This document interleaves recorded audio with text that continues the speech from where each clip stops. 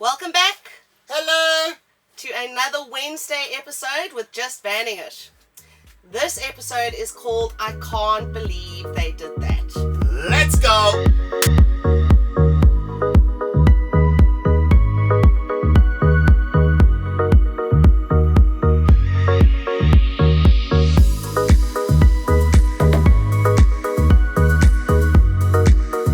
Proudly brought to you by Icheck TPMS. Welcome back, everyone. So we've been on the road for 3.5 years. We've done many kilometers, and we've stayed in many campsites, whether they've been paid campsites, caravan parks, free campsites. You cut me off. I was saying hello to everyone. And what we've also learned is basically some basic camping manners. Actually, someone reached out to us They and actually did. asked us a few weeks back in our midweek episode that why couldn't we do an episode like this? Now, On camping etiquette. how much? Camping etiquette. Yeah, that's a word for me. I'm not going to try and say it. But yes, guys, we don't know if this is right or wrong. We're just trying to use some, what's the word I'm looking for? Of our own experience that we've learned along and the road. just like you would think this would just be a normal thing, but when you're out camping, it seems like There's some an of these unspoken rules. Yeah, now, and Which we learnt about. believe me, we actually have done some of these, Absolutely. and we learned very quickly that it was It wasn't etiquette. etiquette. It wasn't etiquette. Is that right? Yes, that's right. All right. Move along. Move along. All right. So the first, we split these up for Sue and myself, and hand on my heart, this has happened to us. Our first visit to Rapid Bay, Yep. where you sort of come in. So what it's called is the camper cramper. That's what we've called this one. All right.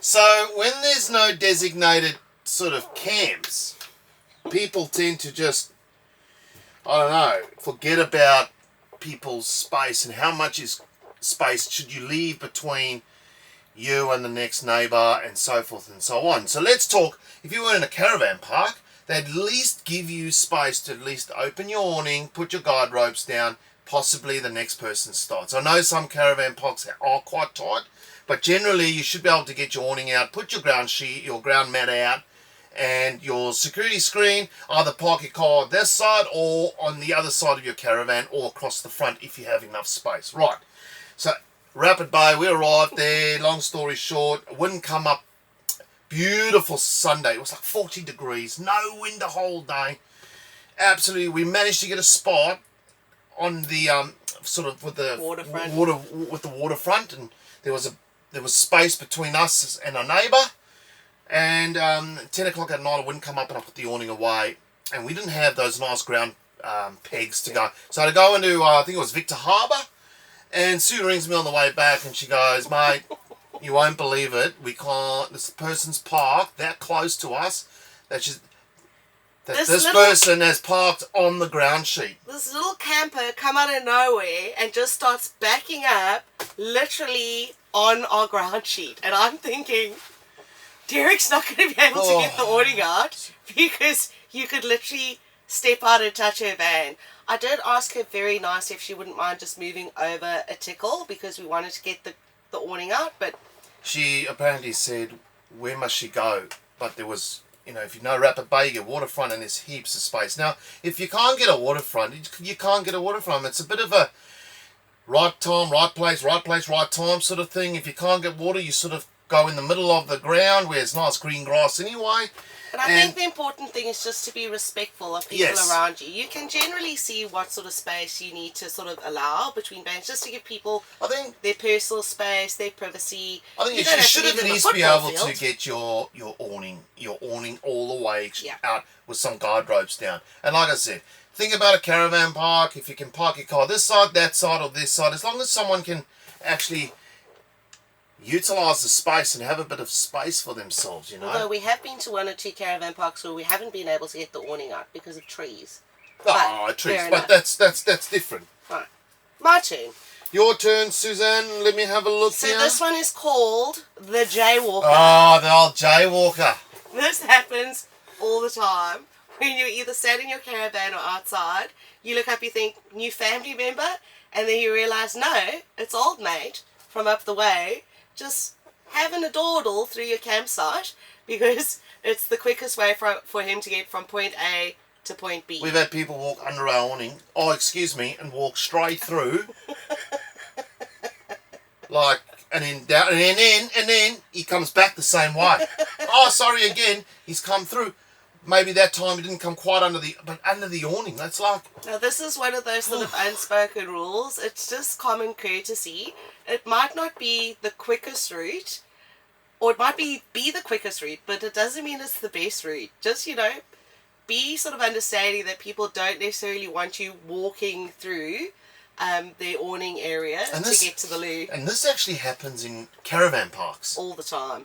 Because they want to get to the amenity block or the barbecue kitchen or something like that, and they've come waltzing through under your awning pretty much to take some chips and dip on the way past, you know. So I think it's just a bit, yeah, if you park in a caravan park in the walkway, some actually have a path, well, that's the pathway, but at least they're not walking underneath this. And myself and Sue will be sitting and having tea, and this person will just walk straight past, like... I got so annoyed when we were staying at one of the camps recently because there were actually no walkways between campsites and they were pretty tight, which meant I had to walk all the way to the end of the block and around the vans to get to the loo, but so be it. It's just one of those sort of unspoken rules.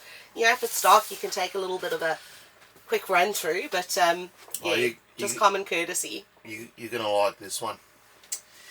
The traffic controller, we've called this person. When you arrive, up comes old mate, old love, to try and help you back in.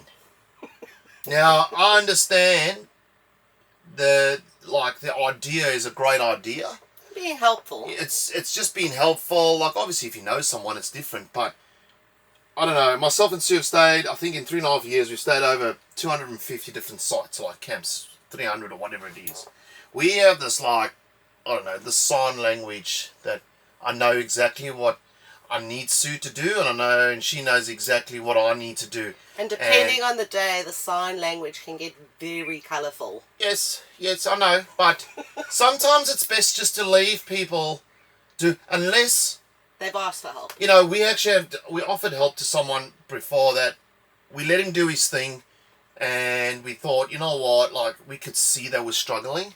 And I think that's different, but not when someone just first arrives in. Just, you know, I know that want to create a conversation and stuff, and it's friendly. But I think, like, give someone 5 or 10 minutes. If they're still really struggling, then I think that's a different story. But the old traffic controller.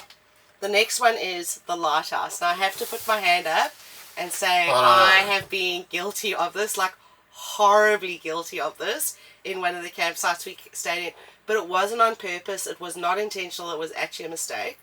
So the lighthouse is essentially just being mindful about the lights on your caravan and the lights around you and the direction they're going in. Because, you know, you might have a caravan to the side of you that your lights are shining directly on the side of their van. And let's be honest, everyone likes to go to bed at night, nice and quiet, nice and dark, good night's sleep.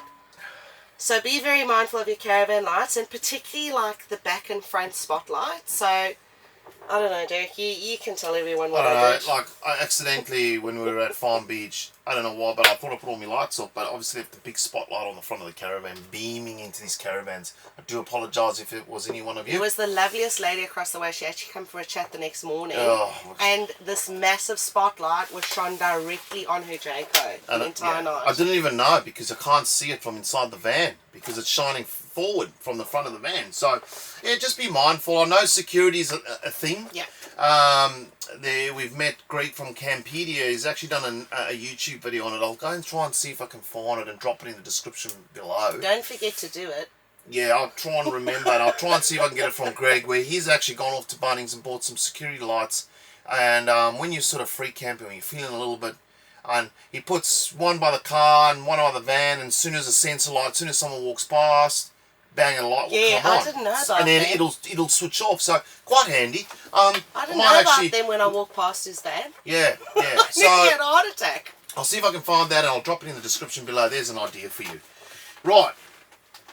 The Formula 1 driver. The F1 racing driver. There are always some of these around free camps camping where they just, Caravan parks as well. drive really, really fast for some reason. And I don't know why, because like there's speed humps everywhere. I mean, look at us on Palubi Beach last Christmas.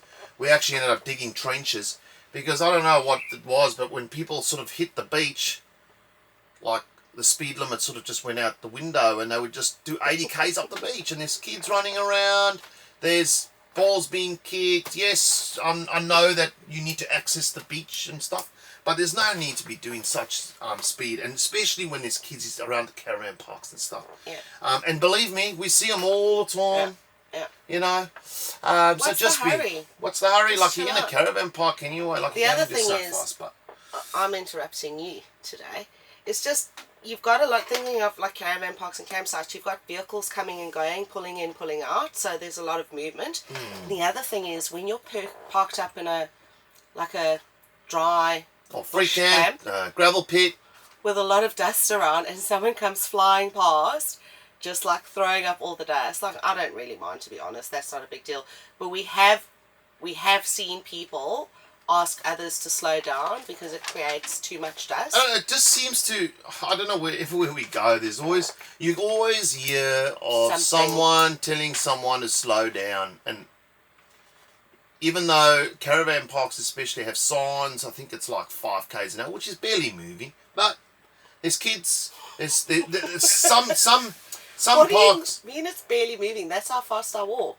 But sometimes, like at Monkey Mile, there's emus, there's all that kind of stuff around. And yeah, you always hear someone telling someone to slow down. And yeah, anyway, maybe everyone's different, but just keep in mind there's kids and stuff running around as well. Oh yes, so this is the Pied Piper. I still don't know what this Derek means. doesn't know what the Pied Piper is. He's like, what's the Pied Piper? So, Can't talk about it. essentially, this is the person who intentionally or unintentionally leaves food outside, or alternatively leaves rubbish outside, because I think you're beating around the point. it You're leaving rubbish. attracts little critters, and some big critters. So you just want to make sure, for the safety and sanity of your neighbours, that you're not attracting, animals to the campsite who should not be in the campsite. Whether that's little ones or big ones, you never like sort of uninvited animals. I have done this, had a few beers, you think you've packed up enough stuff, you've done the right thing, you put everything in the bin bag. I put it up on top of the tunnel boot, thinking no one's going to get it. In the morning, the bird's got it. Yeah. So you're outside picking up all the rubbish. So I will admit I have been one of those people, but I try not to do that anymore. We did pick up the rubbish. And it's not safe for the birds. You don't know what they're going to eat. All right. I'm the next one as well, because you didn't want to talk about this. Yeah, no, you talk about this one. It's the poop brigade. So essentially, if you're a dog owner and they poop, pick it up. So you don't want to. Can I just say something? Yes. That's in a caravan park and a free camp. Yes. And wherever you're camping. Yes. I won't say where we're camping now, but holy moly, it's pretty bad. Yeah. I walked to the dunny last night and stood in some.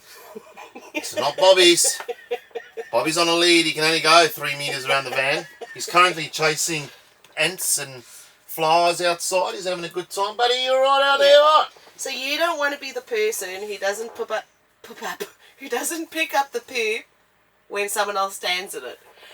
The other thing is just around obviously having dogs. Like, they're a hot topic on the road. You get dog lovers who don't care what they do. You get people who don't have dogs who care what they do. I think at the end of the day, when it comes to traveling with animals, just be a responsible owner. Make sure that they're on their lead. Make sure that they're not, in somebody else's campsite. Make sure that they're not barking excessively. All dogs will bark once or twice, but obviously if it goes on for an hour, hours, it can be quite annoying for your neighbours. And the other thing is actually approaching dogs in campsites. So, I mean, I've never had an issue because Sophie just used to lap it up if someone approached her. And I think any person who approaches Bob gets a bigger fright than Bob gets. Bob's still in the training. He's in the training period. It's not going well. I'm not going to lie. If there's any dog trainers out there, please to reach out to me. I need some help. I do try my best with him. I've started to talk to him at a different time when I need to call him back. He's actually doing all right. The only problem with Bob is, sorry to go off, he always jumps up, and when you put your hand out to say stop, it's game on. He thinks it's game. It's chewing your hands, going at you and jumping at you. So if someone could help us, that would be nice. I have tried smacking him, by the way. I mean, to an extent, you don't want to be an abuser. But he just thinks it's a game. He can take a knock, old Bob. He enjoys a knock. Alright, sorry, I went off. So when approaching dogs, just be cautious because they might be an anxious dog. Yeah, and vice versa. If you've got a dog, don't just let them approach people because that person might be anxious of dogs. So there we go. You can do the next one because that just doesn't excite me at all. He's reading my handwriting. Yeah, look, this one's a one, especially when you're in sort of dry areas like where we are now. The leaking tap. Now, if you're in a caravan park and you know your tap fitting's not 100% and it's dripping on the hose side, it's just wasting water. And number one, it just it depends how long you're there for. It starts flooding the area. It's damp, it's wet, etc. Try and just tighten up the hose. I have had, You had a drippy hose? We've had one that started dripping when we went out, and old mate come and switched my water off, which is fair enough, and I fixed it straight away. And in the grey water hose, like I've been somewhere someone's run their hose like almost onto my ground sheet, and then that's where the water went. And yeah, you don't want to be running your I grey have to smell water. all of his grey water and stuff like that. So, try and run it away from people in the garden or into the drain at caravan park, or you catch it in your grey water tank and then just get rid of it at the caravan park, the next caravan park you go to, or in the correct places like a dump point or something like that. Now here's one for you. Now, Derek loves this one. There's a time and place for a chat. The toilet talker, we called him. We're calling this person.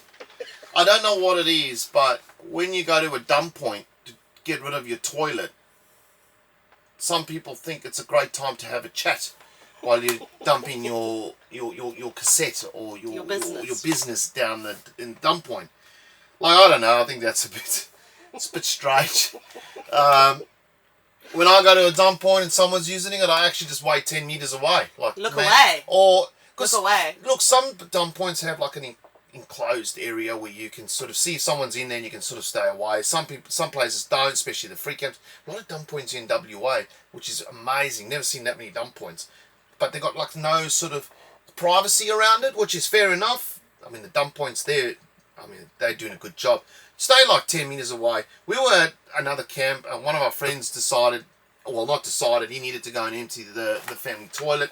He took a drive up. He was dumping it, literally pouring it. Now, putting the cassette down there, and some bloke took his cassette while he was pouring it down and sort of almost pushed him out the way to add his to it. Like, I don't know, it's just not on. So I think the moral of the story here is that you kind of like to do your business in private, whether it's, a direct contribution or from a cassette. So just be mindful that people might be a bit coy about, dumping their business, and also sort of respectful. I mean, you don't want to be, pushing someone out the way to dump at the same time, but there you go. Look, if your mates, I don't know if you want to do it, whatever, I don't. I don't know. Maybe I'm a bit thing about it, but I don't know. If your mates. You know what I mean? Alright, so you're on to this one. The next one is, don't be the smoke signaler. Or the fire starter. So this is for campsites where you're able to have fires, dependent on season and obviously whether they allow them. Smoke is a big thing, even when we're having our own fire. Sorry, what are you talking about? I'm talking about this one here, smoke signaler. You've just done the toilet talker. Oh, sorry. Sorry. There we go. Alright. There we go. Okay. All Yeah, right. You alright? Yeah. Okay, there we go. You can see we put this one together. Alright. Alright, so smoke is a big thing. Even when we have our own fire, I always look back and think, oh dear, the smoke's heading straight for the caravan. So you run in and you close the window so it doesn't engulf the van with fire smoke. So just be mindful when you do have a fire. If your smoke is heading straight for somebody's caravan, you know, it could be quite unpleasant for them. And then don't add leaves to it to make it smokier. So just a small sort of hints and tips. You know, if you're out in the open and no one if you around ask me, like, we're at a low-cost camp now, we're having a fire outside, but we're really spread out here, which is quite nice. If I was to be in like a gravel pit, I'm going to go over and especially if they got washing on the line or something like that, I'm just going to ask them if it's okay. Now, quick little story, I saw this on a Facebook group, someone up in the NT, they were at a free camp or a gravel pit, doesn't matter, low cost camp nowadays, these days. They'd parked their van, lit a fire, apparently there was like no wind, and their fire was going. This bloke has pulled in, parked next to them, and then started abusing them about the fire. Now, I don't know how true the story is. Like, mate, if you were there and you lit your fire, and so, like, I don't know, maybe I'm being wrong, and then I come in and I park right next to you and then complain about your fire when I saw you having a fire. Like, I don't know, but drop a comment in below. What do you think is right and wrong? Like, I don't know. I know a lot of people are against fires because of the smoke and all of that. That's understandable. But, you know, when you're in an area, like, my opinion, if I'm in an area and we're allowed fires, it's not windy, like, use your mind. Like, we were out at Caravanning the other day. We're having a fire, beautiful evening like it is now. At 10 o'clock at night when we went to bed, the wind picked up. We were out there with a hose pipe. We put it out. Made sure it was out first before we went to bed. Yeah. We try to do the right thing, so I don't know if it's right or wrong, but never leave your fire unattended, and always make sure she's dead before you leave. You leave, yeah. Yeah. Yours is the next one, dear. Oh, this is for you. Oh, I get into trouble with this one. Yeah, because you're bloody loud. The DJ. Now, I must say, like, when we've been travelling, the loud music hasn't really been the problem, to be fair. It's the TVs. The TVs. When you know, I'm very cool. Like, I'll say to Sue when you were lying in bed watching a TV, I'll be like, "Holly, that's loud." Like, it's very strict. And turn down the TV. Sometimes you'd be lying inside a caravan and you could listen to what old mates playing on his TV 10 meters away through caravan. So I think it's just about being aware, like even talking as well. Now, when things are really quiet and you got people just chatting, sound can really travel. It does. I'm not saying this. We've had this before where you actually don't realise it. We weren't even on the beers. We were just having a cup of tea or a cup of coffee, catching up with some friends one night, and it got to like 8:30, 9 o'clock, and when we realised like that everyone sort of in the area was getting like gone to bed, and we were like, how the noise just travels. And yeah, I think you just got to be aware. I know it's sometimes hard because you're out there enjoying yourself, and so we're not trying to be the party police here. Yeah. Like, have a good time. Don't be the fun police. The fun police, sorry. I mean, we're trying to say have a good time, but just be aware of what's going on. Like, we would invite the neighbours around, you know. There's ways anyone around. I think there's ways to get around having a good time too. If you invite the neighbours or the people around you, like especially in a free camp, that's one way to make friends. Just say, guys, we're going to have a few beers tonight, have a little fire. Maybe they'll come around with their chair after tea or before tea. I don't know. I think we've been the fun police a little bit on that one. But anyway. This is yours, Sue. Yes. Now, this is a hotly contended topic. This happens all the time. You don't want to be this person. The laundry legend. Oh my god. So you finally get to, if you're like us, we only go to caravan sites when we need to do laundry. So I'm straight on it. I'm straight in there. I want a washer. I want a dryer. And you've got that washing machine that has just had them clothes. Although, I'm starting to talk like you. Had them clothes. Had the clothes in it for like 306 hours unattended. So you can't use the washing machine because somebody else's clothes are still in the washing machine. And a lot of people say, just take it out. Well, you just feel a bit awkward. I don't really want to be touching someone else's laundry, to be fair. Well, it's not that. You just feel a bit awkward, like just moving somebody's stuff. But that is what happens. If you leave clothes unattended and somebody else basically needs to use the washer or the dryer, they'll actually just take your clothing out and they'll leave it either in your basket or a basket But or on a it service. shouldn't have to be like that. No. So if I go to the laundry, which happens quite often, just by the way. Oh, yeah, you're quite good at laundry. I normally look at the time. If it's 35 minutes, I put a timer on my phone for like 30 minutes. Yeah. And the timer goes off. By the time I sort of finish what I'm doing and walk to the laundry, it should be at a finished stage or finished. Take it out, put it in the laundry. The dryer, do the same thing. I'm not so good because I'm very forgetful. Yeah. So, I mean, this is one that I'm very guilty of. Like, We've done it. I'm not lying. We've done it once or twice. Maybe I'll go more, put the laundry in, I'll come back, have a cup of tea, be chatting, and I'll be like, holy cow, the laundry's been in there for like an hour, and run back. And let me tell you, I have seen the laundry saga escalate into a full-on laundry rage. People are really serious about getting their laundry done. So, yeah, that's one to remember. Okay. Second last one, the farewell party. Now, This you actually like this one. This one I don't know how to explain makes this. me tick. But you've been parked next to your neighbour, across the road from your neighbour, or up the road from your neighbour. He's seen you, he's giving you a wave. You stayed there 4 days. At the time you start packing your van up, And hitching up. he's over for a chat. And you're like halfway through packing up. And to be fair, this is actually where things can go wrong, because you've got a routine where I lower my jack, I put the chains on first, I put the brake controller on, I put my thing, and I plug in the van. If you get interrupted, this is where you forget what you're doing or whatever. And also sometimes you got to if a caravan park, you got to be up at 10 o'clock. So if you start packing up at 9 o'clock, I love a chat. I'll have a chat, Manny. I like a chat. But I start getting anxious. Not when you arrive and you're trying to get set up nicely so you can kick back and unwind, or when you're leaving. And it's happened a few times. Yeah. And don't get me wrong, I love it.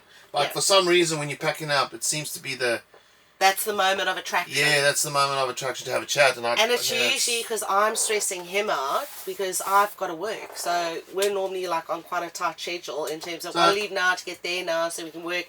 And then I'll have a chat. Is out there having a good old... No, I'm not one to go over when someone is, or at least try not when someone is unpacking or hitching up. Like, it is what it is. If you're there for 4 days and you haven't been able to have the chat, maybe next time, or I don't know, whatever it is. Last and final, guys. Leave only footprints behind. That's lovely, love. But it's very Take your rubbish with you. If there's no bins, pack up nicely. If you've made a fire, make sure it's out. If you've put rocks around it at a free camp, put the rocks away. Like, only leave footprints. Yeah. You always go off on a tangent right on the last one. Sorry. It's like you see the end of it and you think, I'm not ready for it to end. Sorry. Beautiful. Sorry. So the last one is really, on the footprint one, we've got an agreement that we always leave a campsite in a better situation than we found it. But overall, as much as we've had a laugh, and these are things that we've learned over the years, and sometimes we've learned them in the wrong circumstances by actually, being the unpopular person in the campsite. But I think the most important thing is, you mentioned the fun police. Like, at the end of the day, everyone is out to have a good time and to enjoy themselves. So overall, just be courteous and kind, and, just, if people are making a bit of noise, they're making a bit of noise, is at the end of the day. If somebody's dog's barking for 5 minutes, is at the end of the day. If you have to wait for somebody to move their vehicle, is at the end of the day. No. And just around the kindness, you just never know what type of a day somebody's had, so that's one of our rules, that we always just try and be kind and courteous. Yeah, they could be having a bad day. Your approach could come across quite aggressive. Just, I don't know, like, you can only, it's just try and, everyone's most probably on a trip to be on a holiday or travelling around the country, retired, or on a year lap, or on school holidays, or whatever it is. Like, everyone's out there to try and have a good time. So, when you start bickering and stuff, it just turns into a terrible trip. So, anyway, yeah. Cool. That's it.